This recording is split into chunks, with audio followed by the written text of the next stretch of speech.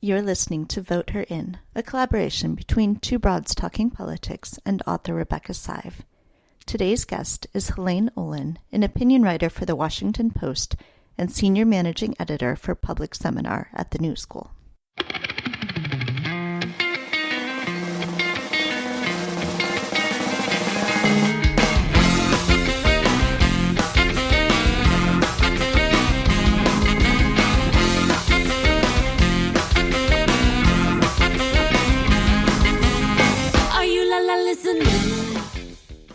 Hi, everyone. This is Kelly. You're listening to Vote Her In, which is a collaboration between two broads talking politics and author Rebecca Sive, coming to you once again from quarantine, although quarantine is lifting in bits and pieces around the country.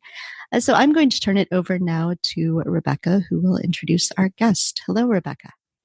Hi, Kelly, and hello to all of you. Yes, we're in quarantine, but it's feeling a little bit brighter, and we may talk about that a little bit with our guest today. Our guest is Helaine Olen, who's a fabulous writer. She's written books. She is an opinion writer for The Washington Post. And she and I met, I don't know, half a decade ago when we were both speaking about women in philanthropy and the need to pay attention to the issues that we all care about. So she has moved on since then to this Post role and to talking more broadly about issues of leadership and politics. So we thought it would be a perfect time to have her join us. So welcome, Helaine. We're really glad you're here. Thank you for having me on. So we thought it would be good to begin if you would sort of share with us how you got to the place about writing on, in the first instance, economic issues, but have now significantly broadened your scope and have been writing about women in politics. So if you could trace for our listeners the steps in your career, how and why you've gotten to this place and why you want to stay in this place. So the backstory as to how I got involved in writing about economics is that I got involved in writing about personal finance. And the way that happened was about over 20 years ago now. Somebody, when I was living in Los Angeles, called me up from the big paper in town, the LA Times, and said, do you want to sub in over and write the Money Makeover feature once over Christmas? I'm going on vacation, and made the fatal error of telling me how much it paid before actually asking if I knew anything about personal finance. And personal finance at that time, it paid a lot more than normal regular day-to-day journalism, because it's specialized journalism, right? So I, of course, heard double my normal rate and knew enough about personal finance to know that that was a really good thing. So I said, of course I know about personal finance. I can do this. And I figured I would write one of these things and I would get a furious phone call from an editor in return for receiving a check for double my normal fee, showing what a mature 30-year-old I was at the time. And instead, what happened was everybody thought I had a flair for this thing and ended up deciding to keep me around. And one thing led to another and led to another. And I ended up writing it for several years. And so when I stopped, obviously, and I thought about it a lot because you're in very intimate relationships with people when you talk about money. I mean, people talk about money. I mean, they don't, right? You're more likely to know about people's sex life than money. I mean, that's a cliche, but it's true. And so I had wanted to write about it because it was an extremely, emotionally intense experience. And I finally did, though not in the way I ever thought I would, which was during the Great Recession. I wrote about something that had always been in the back of my mind, even as I had done the feature, which is, does this really work for people? Personal finance and the stock market had been presented as this great solve to the middle class. Right. But in fact, it, for the most part, is a way the 1% get wealthier and wealthier and wealthier. I mean, there's some help for the middle class in there too, but it's not quite what was sold to people. And it's an extremely volatile way to, say, invest your retirement and have your retirement rely on, right? So I wrote a piece about this, and that piece took off, and then I got a book contract to write about that. And, a decade later, here we are, basically. one thing led to another, And I started writing for the Post I think at the end of 2017, October of 2017.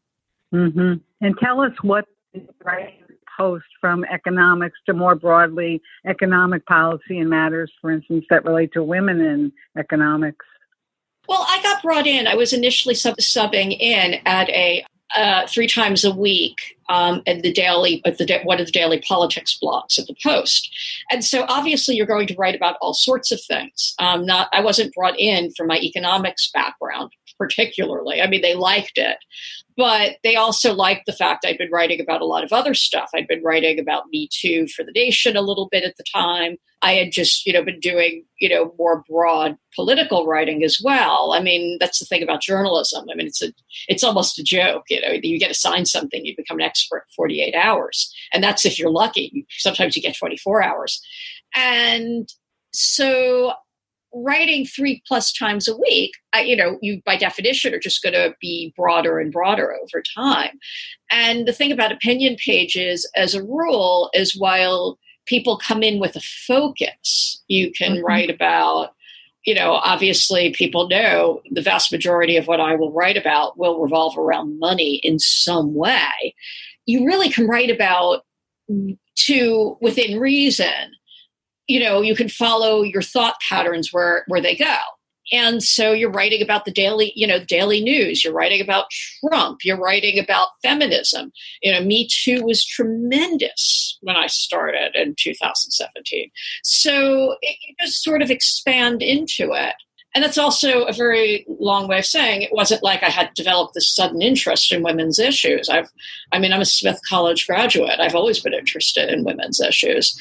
And in my books on money, I had a very special interest in the stuff women had been told about money and how we are made to feel like we're idiots when it comes to money, when in fact we earn less, need to often do more with that because women have more caretaking responsibilities. And I mean caretaking for everything from the family dog to the kids to the parents to the fact that as a result of that, we go in and out of the workforce a lot more. So, and then of course the response of society is to tell women they need to save more money and invest better than men, which is absolutely bonkers. That's not possible. So, I mean, it's not like this suddenly comes out of nowhere for me. Right.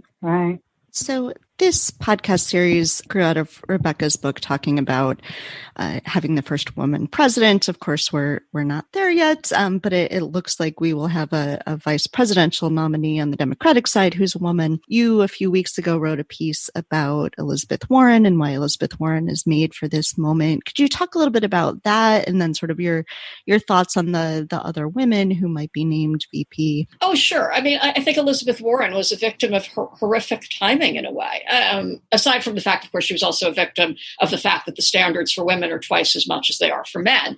But leaving that aside for a moment, she, her entire career in a way is meant for this moment. Elizabeth Warren's signature issue is essentially corruption and how, the wealthiest stratas of our society have over time, subverted the rule of law to make it work for their benefit.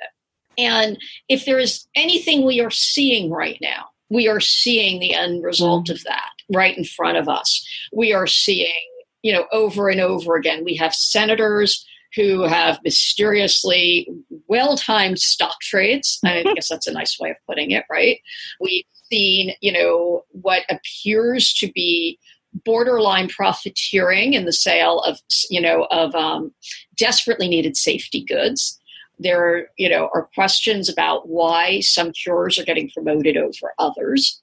And at the same time, of course, the other thing about Warren that also makes her perfect for this moment is that in political life, I don't think in our lifetimes we have seen a politician who is as connected to the day-to-day financial concerns of Americans. And that's not a coincidence. I mean, Warren, grew up, in a rocky family with a rocky financial history. She goes on to study bankruptcy. She spends years talking to people in bankruptcy court.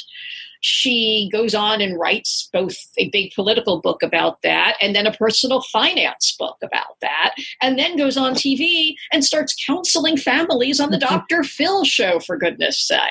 I mean, I don't think we have anybody in political life who has talked to families on that level for so many years. So I think she has this almost preternatural sense of how people think about money that comes from the fact she talks to people about money.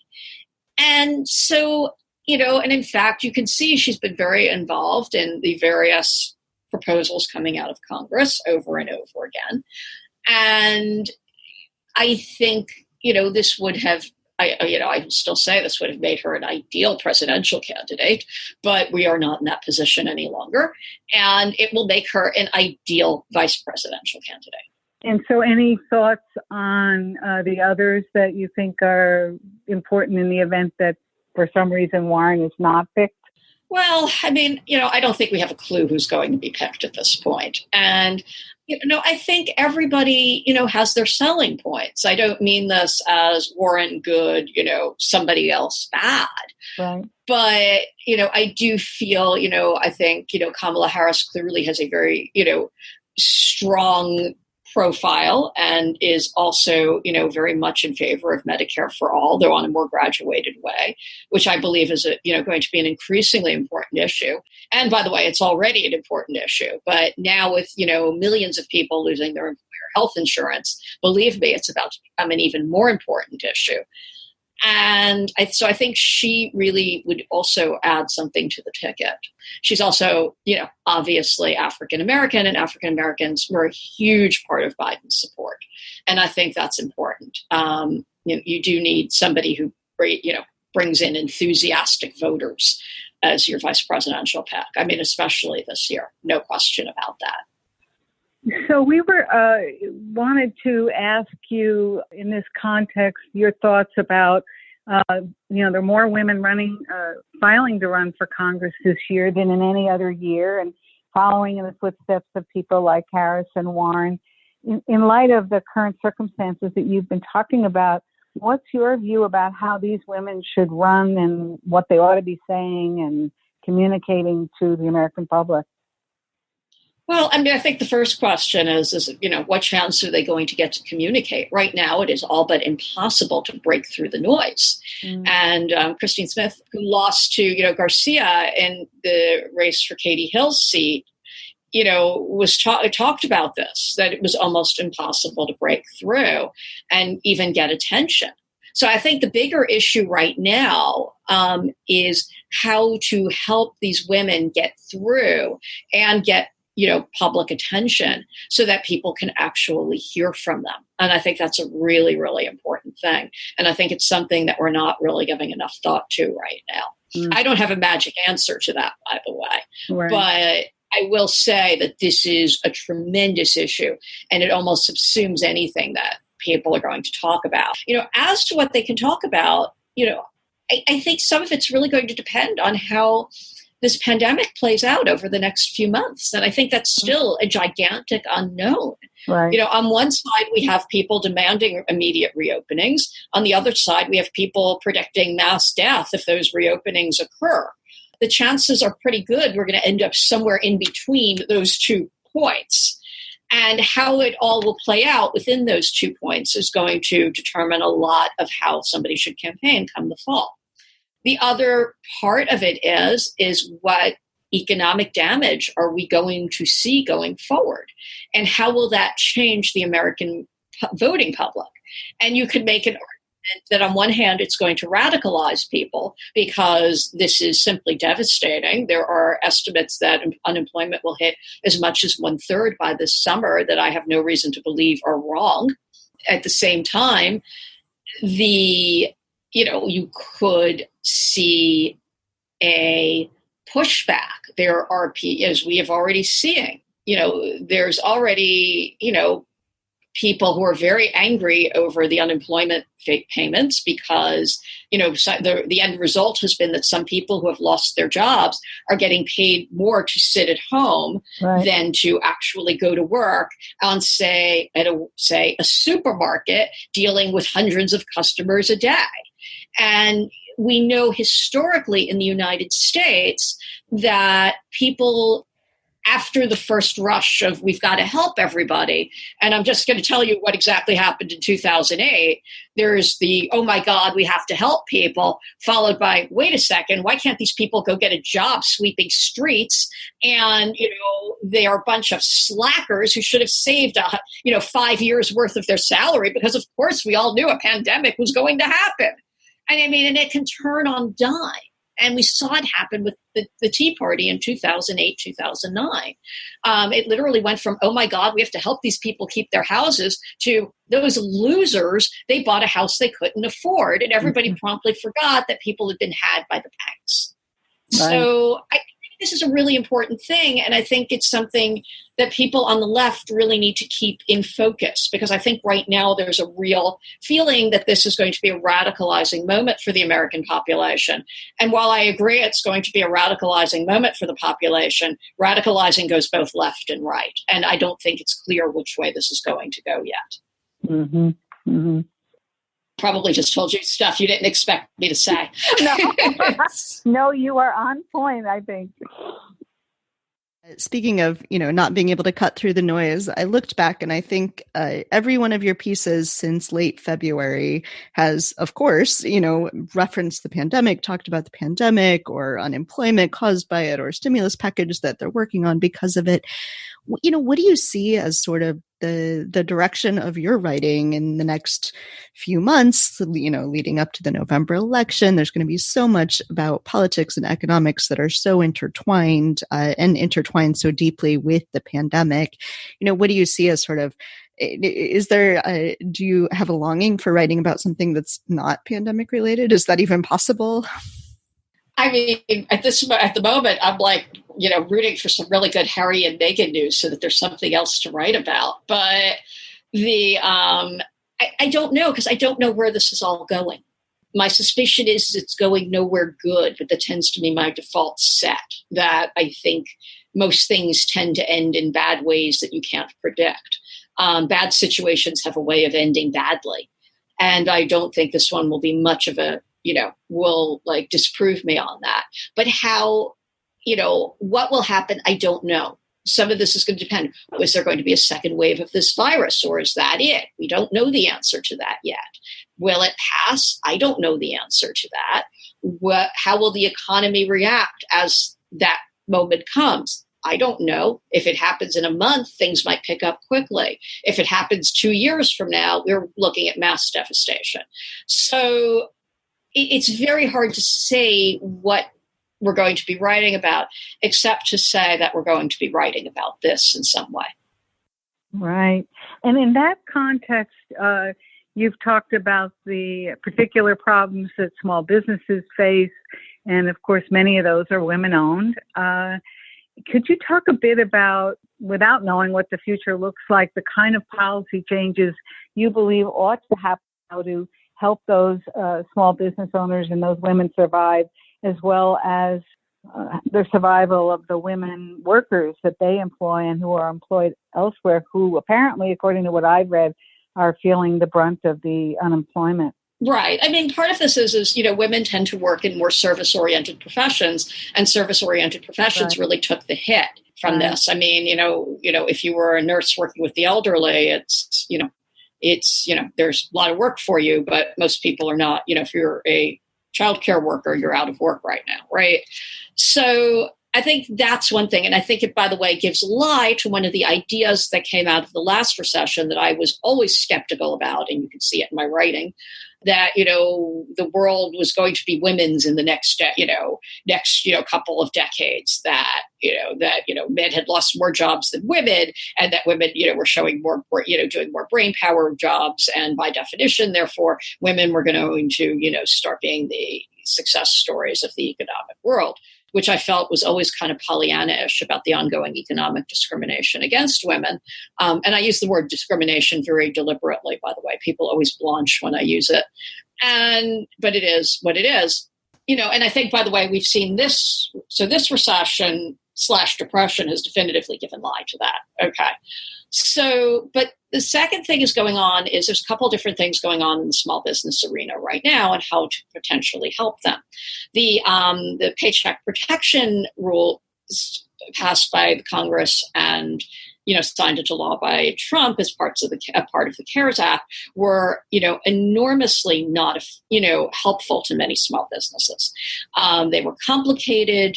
They favored the larger of the big businesses, the larger of the small businesses. Keep in mind, small business is this thing that is defined as everything from 1 or 2 employees to upwards of 500 employees. So, which, by most people's standards is kind of on the larger side.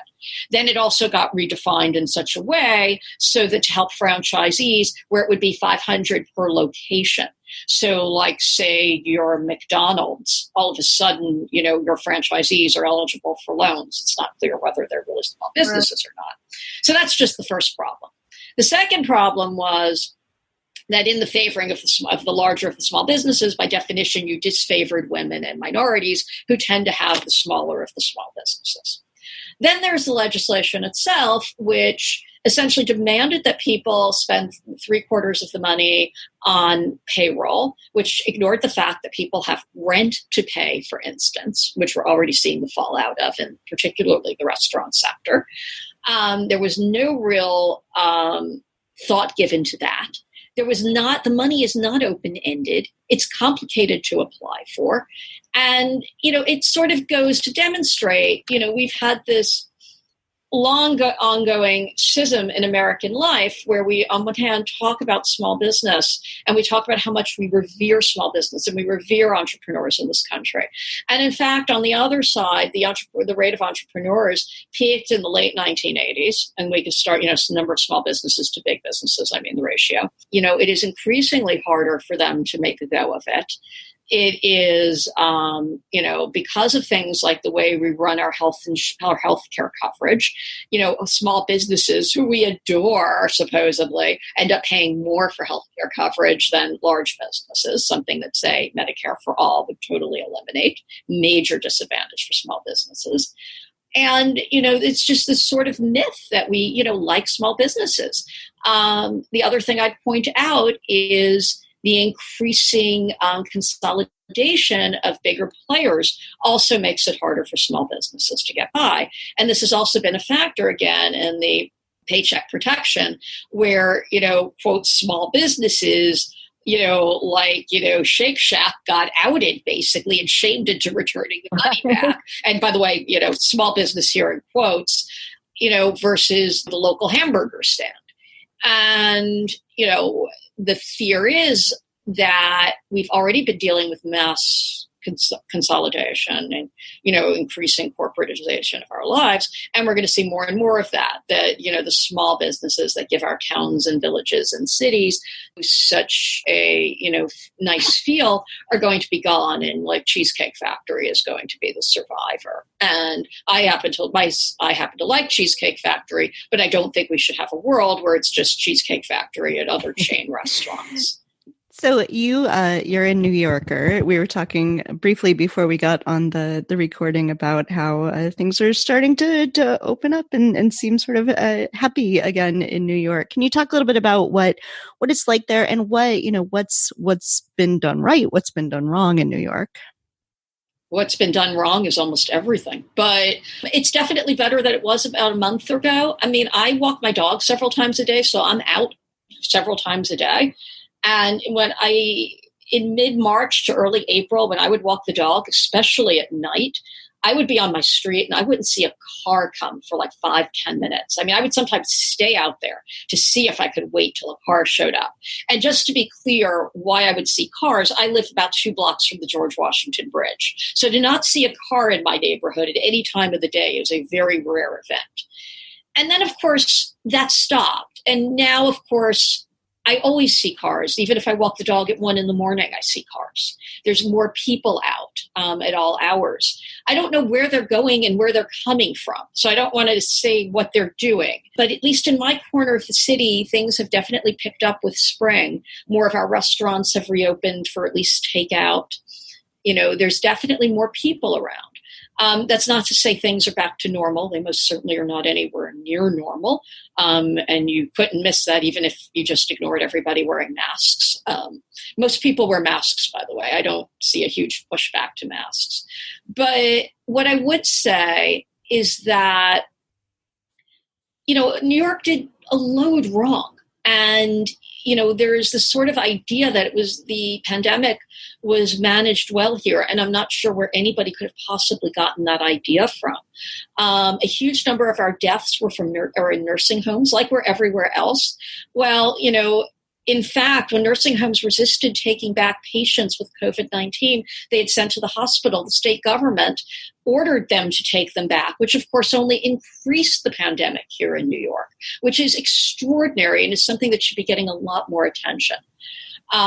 Similarly, when it came to shutting down the city, the West Coast was frankly way ahead of us with facing some of the same issues. And it's probably one of the reasons why we were hit so much worse. Here, there was real resistance to shutting down prior to St. Patrick's Day, which is a major day for the bars and restaurants. So I understand what the thinking was. But the result is that there was a massive push to keep things open. And, people were it wasn't really canceled until a few days beforehand. Whereas other cities had been canceling their parades and, festive occasions weeks earlier. I mean, Dublin canceled before New York City, for goodness sakes. I mean, that's how out to lunch we were here on this. So I think this idea that New York really managed this well is a mass exaggeration. It's just not true. Well, we want to close in a timely way and say that we hope that everyone around the country learns from the challenges that you've identified, certainly related to the pandemic and also to women's role and opportunity in all of this. So, Helaine, thank you so much for joining us. It's a treat. I have to just, of course, thank you again so much for endorsing Vote Her In. It's really lovely to be in concert with you on that topic. And we hope you'll come back and join us and talk again, and we'll see where we're at that point. Thank you for having me on. You're very welcome. The Vote Her In segment is a collaboration of Two Broads Talking Politics and author Rebecca Sive.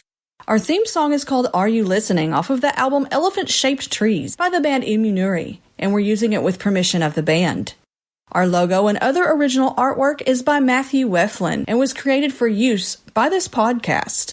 You can contact us at twobroadstalkingpolitics@gmail.com or on Twitter or Facebook at Two Broads Talk. You can find all of our episodes at twobroadstalkingpolitics.com or anywhere podcasts are found.